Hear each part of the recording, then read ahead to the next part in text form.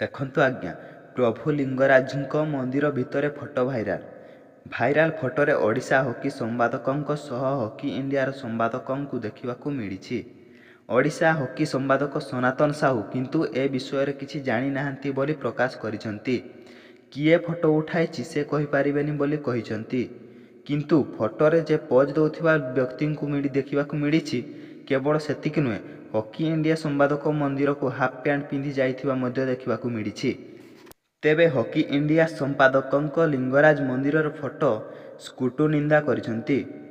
ମନ୍ଦିର ବ୍ରାହ୍ମଣ ନିଯୋଗ ସମ୍ପାଦକ ବିରଞ୍ଚି ନାରାୟଣ ପତି ମନ୍ଦିର ଭିତରେ ଓ ବାହାରେ ପୋଲିସ ଉପସ୍ଥିତ ରହିଥିବା ବେଳେ ମୋବାଇଲ ମନ୍ଦିର ଭିତରକୁ କିପରି ଯାଉଛି ବୋଲି ସେ ପ୍ରଶ୍ନ କରିଛନ୍ତି।